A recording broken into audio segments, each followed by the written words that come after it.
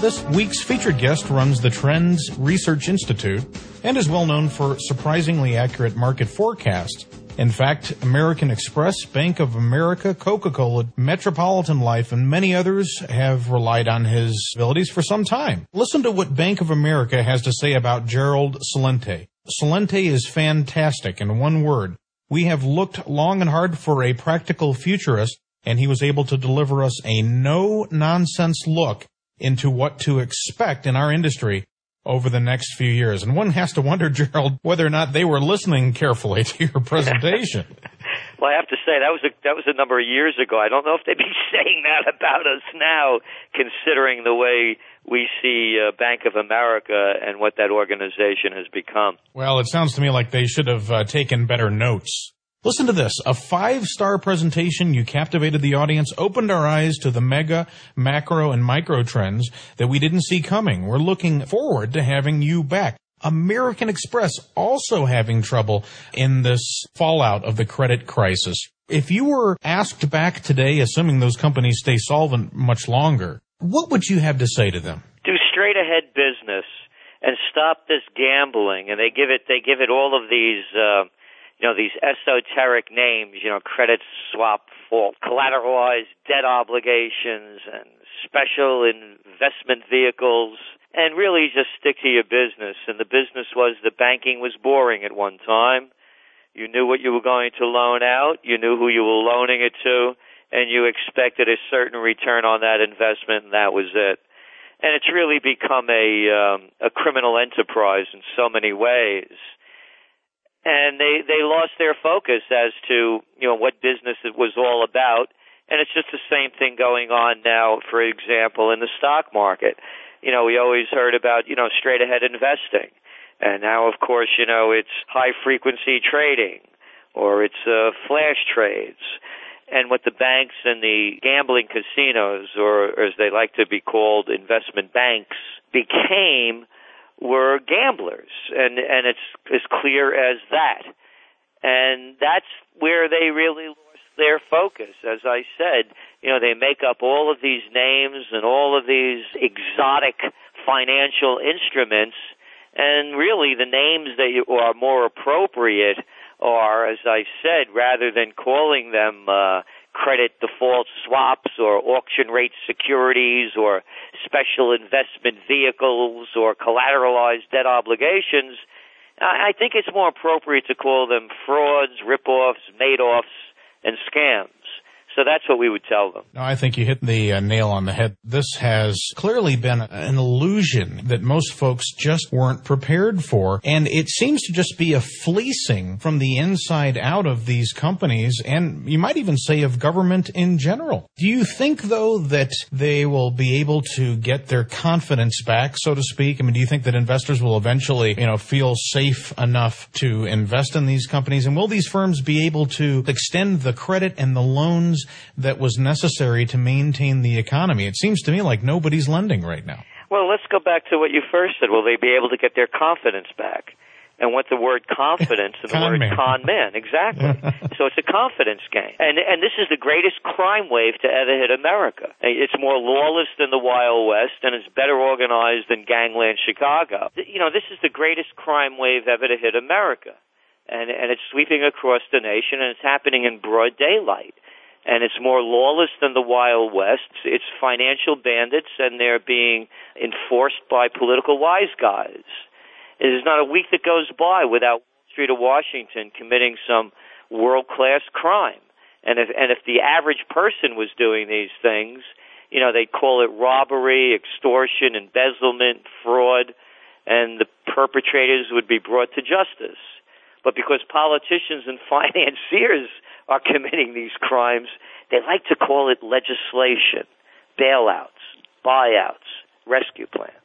And, the real question now is, has all of these behind-the-scenes machinations by the government, are we really getting anything out of all these trillions of dollars? We're approaching 12, 13 trillion, about 1 year's GDP, gross domestic product, thrown at this giant credit crisis hole in the economy. It's a sinkhole that's threatening, not just the backyard, but now the house itself. And I guess what folks want to know, Gerald, is whether or not this is working or if this is just a bigger mess. It's a bigger mess. It's the bailout bubble that we've been writing about. First they had, of course, the dot-com bubble, and when that burst, rather than letting it deflate and the $5 trillion worth of equity that was lost, they created the current bubble that we have now, where there's just burst, the real estate bubble, the leveraged buyout bubble, and the merger and acquisition bubble, all built upon very cheap money, low interest rates, 46-year lows, flooding the world marketplace with cheap dollars. So rather than letting that bubble burst, they made up this new scam that they call too big to fail. And now we have to bail them out. And as you mentioned, it's up to about $13 trillion. And let's just take a look at the stimulus package from Obama. Just looking at that, at $787 billion. I mean, all you have to do is follow the facts. The numbers don't lie. When they pushed that through, they said, 2009, if they did not pass that bill, we would see unemployment hit 8% in 2009, and it would peak at 9% if they didn't pass it in 2010. Well, they passed the bill. Now we have unemployment, official unemployment, at 9.5%, and we're still in 2009. They said that if they didn't pass the bill, we would see unemployment continue to rise, but with that bill, they would save between 3.5 to 4 million jobs. Well, since the recession began, depending on whose numbers you're looking at, it's between 6.5 and 7.2 million jobs have been lost. And with 20% of the stimulus package already spent, what have they created? Well, since Obama's been president, 2.5 million jobs have been lost. At best, they saved 150,000 jobs. Being that they spent 20% of that money already, projecting it forward with another 80% left, at best you can see between 700 to 750,000 jobs being created. So it's an abject failure. The money is going. We know where the money is going. We saw $175 billion, for example, in 2008 go to a handful of banks who between them or among them had lost some $80 billion. And what did they do with that money that they got, the money from us? Oh, they divvied it up, $33 billion of it, in executive compensation and bonuses. As I said, this is the greatest heist in American history. So the $4 trillion is going to make things look, $14 trillion that you mentioned, $13 trillion, is going to make things look good for a little while, but it's not going to save the nation from going into the greatest depression. And when I have to tell you what we're most concerned about, this is a repeat of history many times over. Every time these bubbles burst at these kind of levels, and you could go back to the 1850s, and it was followed by a war, the Civil War. You go back to the Panic of '07, it was followed by World War I. You go back to the Great Depression, it's followed by World War II. And now they're creating these bubbles that every rational human being knows you cannot print phantom money based on nothing out of thin air, producing practically nothing, without destroying the economy. We're concerned that this is going to lead to another world war. You know, I just read an article, Robert Reich, he says we're not going to have a U-shaped recovery. The V-shape is out of the question at this point. We might not recover at all. And of course, he's trying to draw in the reader's attention to his point. But he says, look, the consumer was 70% of this economic plan we had.